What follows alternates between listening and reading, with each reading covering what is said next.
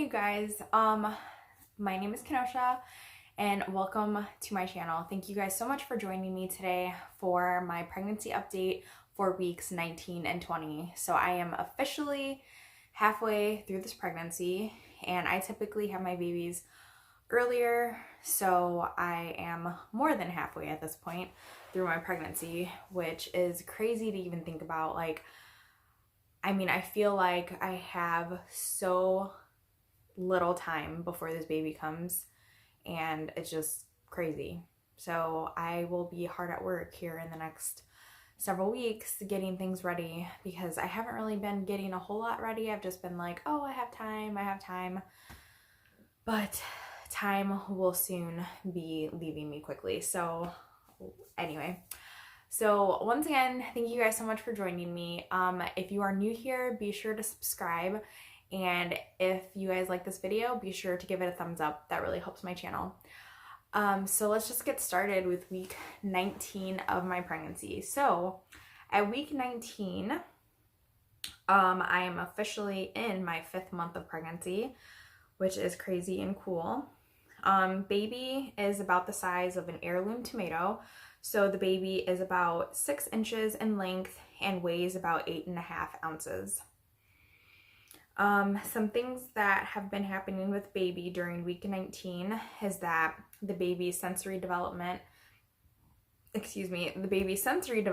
exploding. So it says that the brain that is designated for smelling, tasting, hearing, vision, and touch, so all of the baby's 5 senses, is getting a lot of development during week 19. Also in week 19, the baby's arms and legs are proportionate to the rest of its body. So it no longer looks like a little weird alien baby. It's like fully formed baby. It's just like small and skinny. So, and then also the baby is starting to develop the waxy protective coating called the vernix caseosa. So that's like the white cheesy, protective coating that the baby gets in the womb so that their skin isn't all wrinkly sitting in liquid for, as long as it has to sit in it. So what else? I think that's pretty much all that is going on with baby at week 19. So what was happening with me at week 19? So at week 19, let's see, my skin.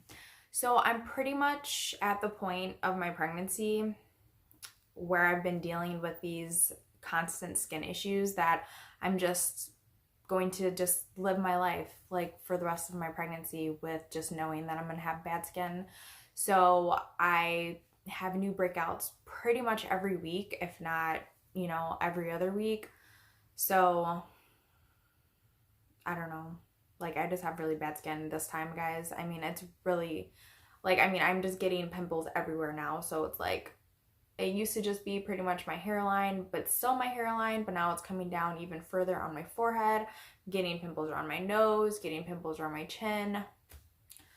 My face is just very pimply. So that is something that is continuing to happen throughout my pregnancy, is my constant skin issues. So that's what I have to deal with. So something else that's going on is just exhaustion. So 19 weeks, I, had a few days where I just felt like I was hit by a truck or something.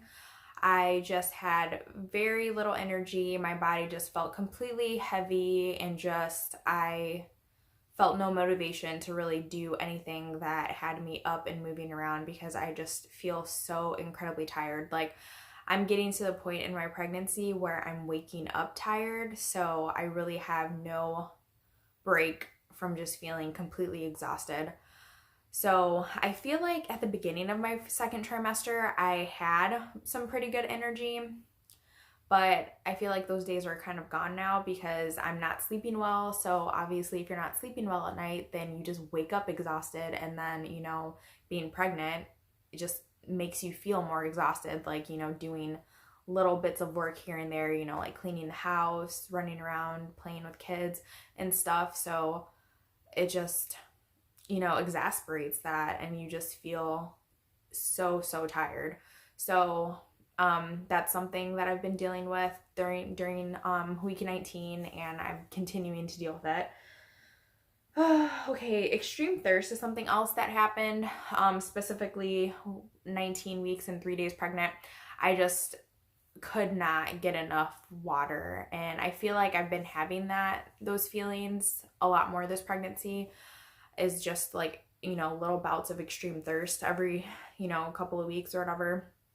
And I'm drinking plenty of water.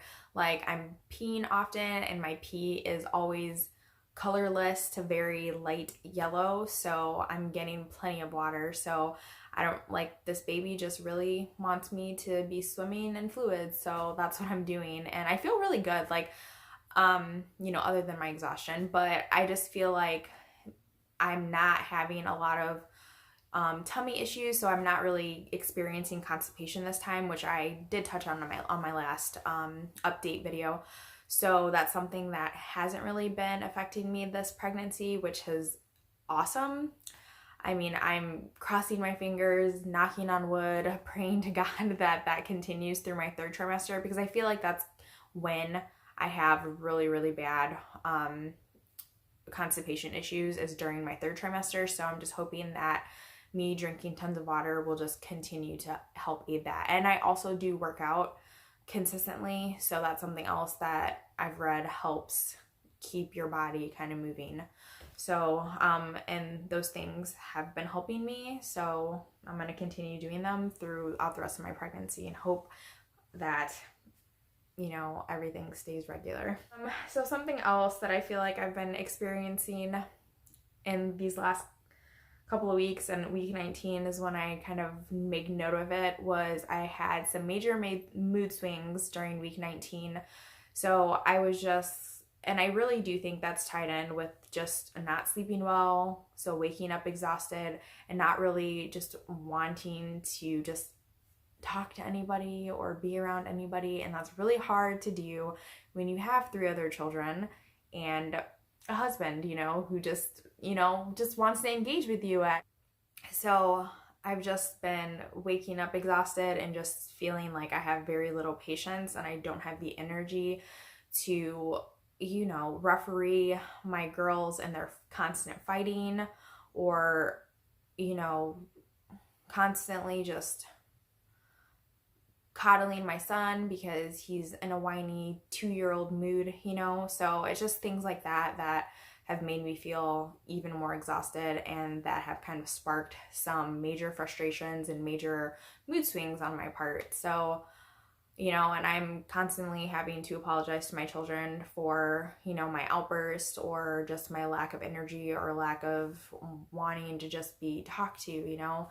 And I hope that they one day can understand that it's difficult when you have this many kids. And yeah, I mean, I feel like our kids are pretty happy most of the time, so I don't feel like, you know, when I act like this, or, you know, when I have these moments of just frustration and, you know, complete exhaustion, and I'm taking it out on my kids, you know, and everyone around me, that they think anything less of me, you know, because I feel like they're, you know, kids are just so forgiving and so wonderful, and, you know, all of these just, I mean, kids just have all of these amazing qualities about them, and it just, you know, makes me want to cry to think that, you know, I can be such a butthead to my children, you know, and that they are always just so willing to be like, "Mommy, it's okay," and then just kind of give me a hug or tell me that they love me.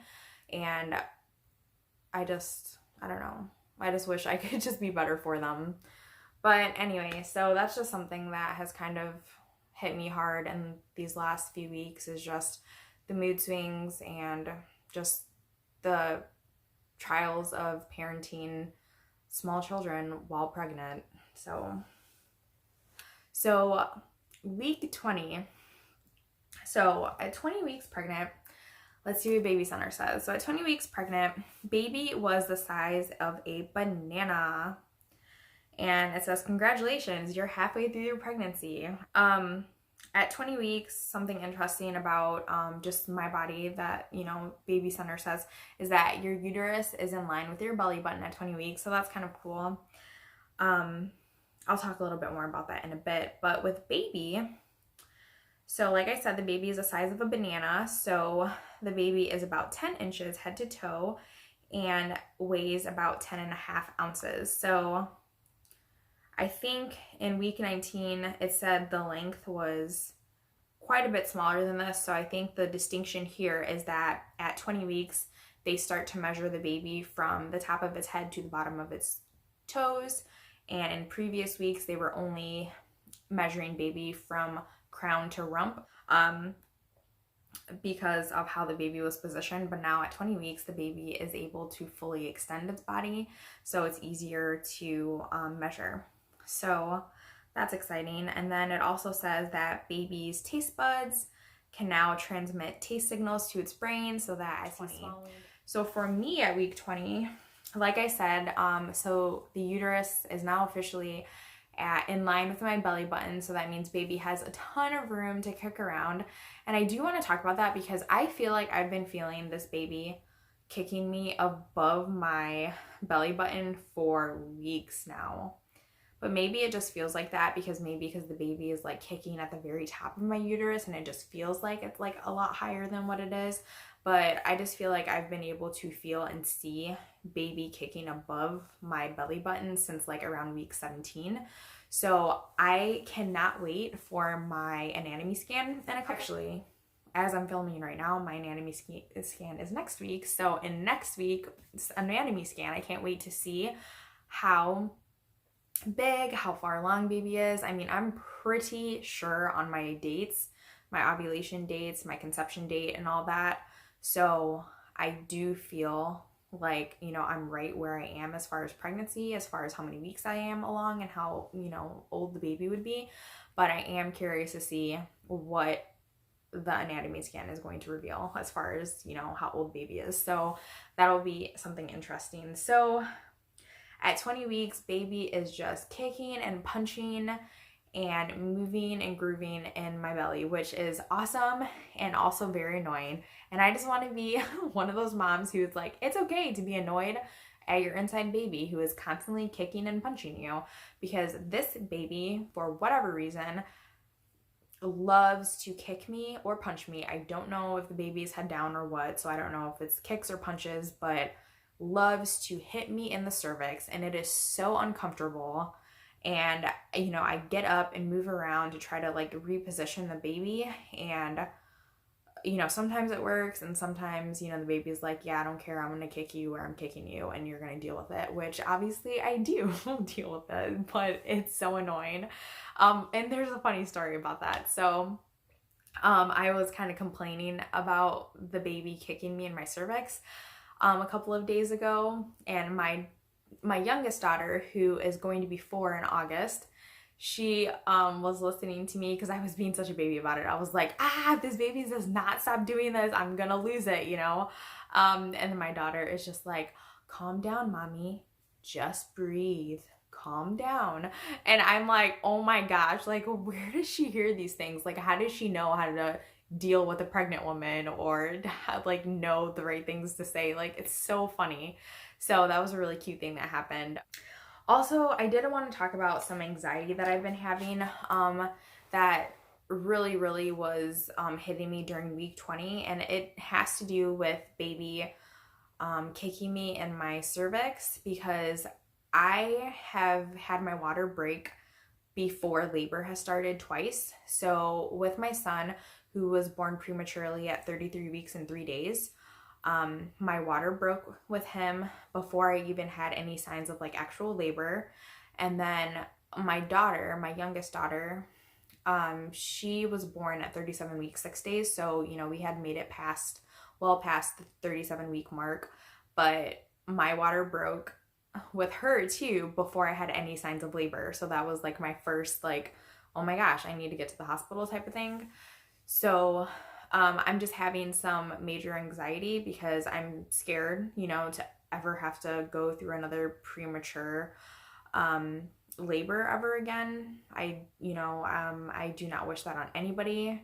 It's very scary, and it's not anything that any mother wants for their baby. I mean, no one wants to have a premature baby. It's very, very challenging. So I've been dealing with a lot of anxiety, feeling like I just pray to God that this baby is not strong enough to like rupture the bag of waters.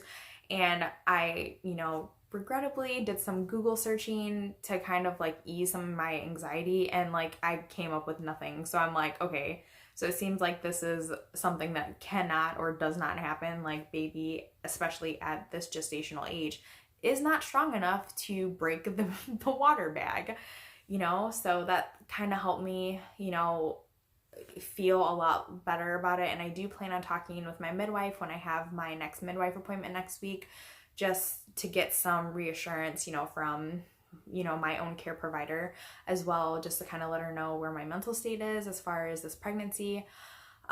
Because, you just don't want to repeat history as far as, when you've had a semi-traumatic birthing experience, and I do consider my, birthing experience with my son to have been traumatic at the time. I feel like I've done a lot of healing over the last couple of years since he's been born, and I feel, I no longer feel like, sadness and depression and anger about, the circumstances around his birth.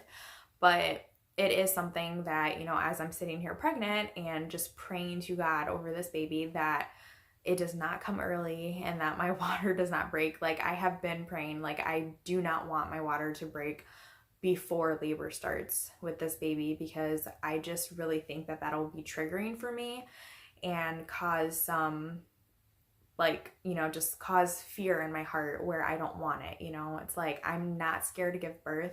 I've given birth. All right, sorry about that. My phone ran out of memory, so it totally cut off the last part of the video. So like, as I was saying, about my anxiety with my water breaking prematurely, or my water breaking just before any signs of labor, that's just something that I really hope doesn't happen, because like I was saying, I really do feel like that's something that's going to make me feel a lot of anxiety and fear surrounding birth when I'm not scared to give birth, because I've given birth vaginally twice with my two oldest children, and that's something that I feel is some of the most amazing things that I've been able to do in my life, is give birth. So I don't have any fear surrounding, the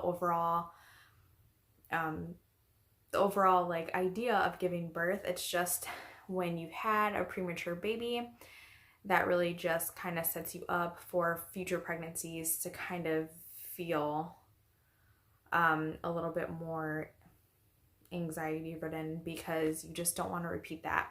So some things that are helping me cope is, talking about it, on videos like this. Also talking about it with my midwife, which I do plan on bringing it up at my next appointment with her, which is scheduled for next week. I also have been reading birthing pregnancy books. That has given me a lot of tools to kind of help with the anxiety, just because it puts me in a very excited and happy place about this impending birth. And that's where I want to live. That's where I want to just have my normal mood be at, is just excited and thankful and just ready to prepare for this baby and prepare to bring this baby into the world and prepare to have this baby be part of our family. So those are some things that I just feel like I've been doing to help me cope. Also talking to my husband about it too. I have mentioned it a couple of times to him, and he's been very supportive of me and, doing things that help me feel better. So just having support around me is also something that's been very helpful. So anyway, that I just want to just live this pregnancy, live my, the rest of my time being pregnant, just in a peaceful place and not have to worry about anxiety and not have to worry about, premature labor or having a baby that may need to spend time in the NICU, because I just pray that that's not the case for this baby. So yeah, I mean, that's all I really had to say about that. It's normal to feel, you know, any host of feelings that you can feel during pregnancy. It's normal. It's normal to have anxiety. It's normal to be worried or scared, but I don't feel that it's good for you or your baby to be living in that constant state of fear or anxiety or something. I mean, it's like, it's okay to acknowledge those feelings that you're having and then do what you need to do to move on from them once you've let yourself feel what you need to feel. And that's where I'm at right now, where I felt what I needed to feel. I did my little Google search and I felt a lot better about that, and I plan on having a conversation with my midwife. And then I'm just going to move on from those feelings and just continue to do the things that are making me feel good during this pregnancy.